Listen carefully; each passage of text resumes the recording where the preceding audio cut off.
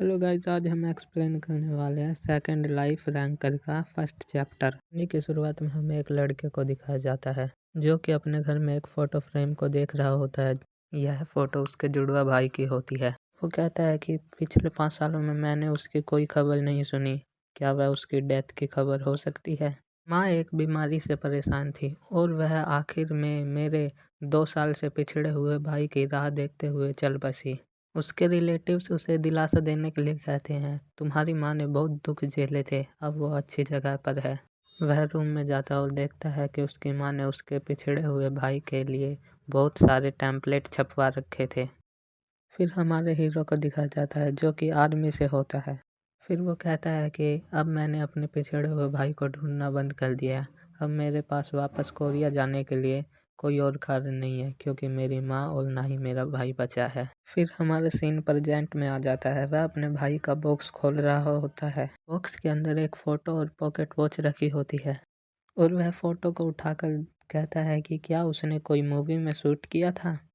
वो वॉच कर उठाकर बोलता है कि क्या एक पॉकेट वॉच? वह कहता है कि यह वही वॉच है जो मैंने उसे एनुअल एग्जाम पर गुड लक के लिए दी थी। वह इस घड़ी को पलट कर देखता है। घड़ी के पीछे JWCAH लिखा होता है। फिर हमारा सीन दोबारा से पास्ट में चला जाता है। वो कहता है कि मुझे घड़ी की सच में ज़रूरत थी। वो कहता है कि मुझे यह इलेक्ट्रिक वॉच से भी ज़्यादा स्टाइलिश लगी। और हमारा हीरो बोलता है कि कैसी लगी मेरी चॉइस, और दोनों भाई बैठकर हंसने लगते हैं। फिर उसका भाई कहता है कि ये JW तो मेरा नाम है, पर ये CH किसका नाम है? और वह थोड़ी देर सोचता है और कहता है कि ये आपके नाम में तो CHA आता है, पर इस पर तो CAH लिखा हुआ है। तभी हमारा हीरो कहता है कि धत तेरी की, दुकानदार ने मुझे गलत माल चिपका दिया। तभी उसका भाई कहता है कि आप फिक्र मत कीजिए, मैं अभी जाकर इसे ठीक करा लेता हूँ।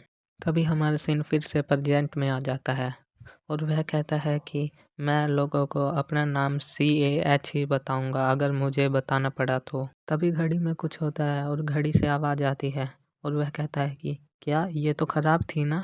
तभी घड़ी से आवाज़ आती है, जब आप यह डायरी सुन रहे होंगे मैं इस दुनिया को छोड़कर चला जा चुका होऊंगा। तभी हमारा हीरो कहता है कि ऐसा बिल्कुल नहीं हो सकता कि मेरे कान बज रहे हों। तभी घड़ी से आवाज़ सुनाई देती है कि सॉरी, मेरी वजह से आप काफ़ी परेशान हुए होंगे। मैं बस माँ का इलाज चाहता था। मुझे लगा मैं जल्दी वापस आ जाऊँगा, पर समय बहुत जल्दी बीत गया। मुझे एक अजीब मैसेज मिला, 9 अक्टूबर 2013। केवल उसमें बस इतना पूछा गया था कि क्या तुम हिस्सा लेना चाहोगे, यस या नो। आमतौर पर मैं ऐसे मैसेज को नज़रअंदाज कर देता हूँ, पर माँ की तबीयत के बारे में मैं सोचकर मैंने यस पर क्लिक कर दिया। उस दिन मुझे अजीब अजीब से सपने आने लगे। 12 अक्टूबर 2013, यह कोई सपना नहीं हो सकता। मुझे पक्का यकीन है कि यह सच था। वह एक ऐसी दुनिया थी जिसमें दूसरी प्रजाति के प्राणी थे। वह कह रहे थे कि इस दुनिया के बीच में एक प्राचीन खंबा है। यह सूर्य देव का स्तंभ है। अगर तुमने इस पर विजय पा ली तो तुम भगवान बन जाओगे। पर मुझे सिर्फ उस इलाज की चाह थी जो उस स्तंभ पर कहीं था। 28 अक्टूबर 2013, मैंने कुछ साथियों के साथ एक टीम बनाई और उस स्तंभ की ओर चल दिया। 7 सितंबर 2014, हमारी जीत बहुत दूर थी। मुझे लगता है कम से कम 1 साल का समय और लगेगा। 11 नवंबर 2014, एक बड़ी क्लेन से कुछ अनबन शुरू हो गई। हमारी जीत में एक और बड़ी दिक्कत। 31 जनवरी 2015, समझौता टूट गया और एक जंग की शुरुआत हो गई।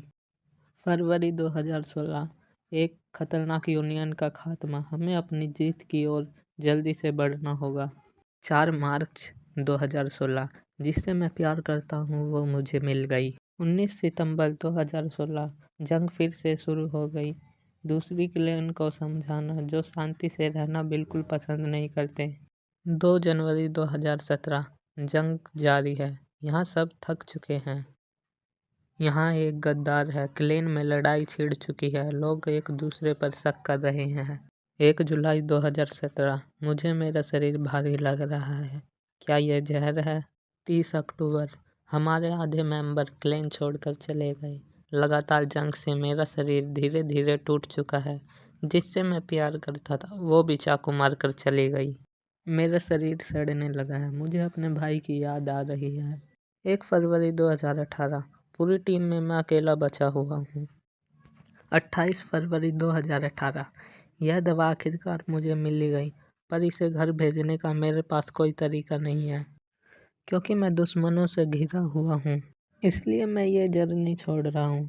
हायुंग, अगर आप ये देख रहे हो तो मुझे पूरा भरोसा है कि आप ये दवा माँ तक पहुँचा दोगे। वह घड़ी की चाबी घुमाता और कहता है कि मेरे भाई के लिए जो इस डायरी को किसी दिन सुनेगा। तभी सीन चेंज हो जाता है और हमें रात का समय दिखाया जाता है।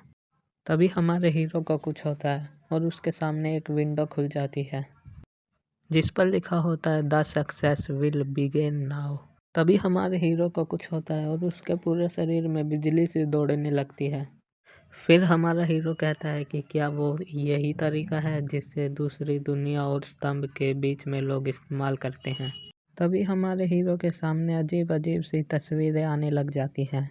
इसके बाद हमारा हीरो नीचे गिर जाता है।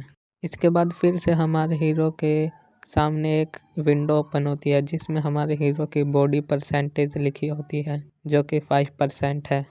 हमारा हीरो यह सब विंडो देख रहा होता है।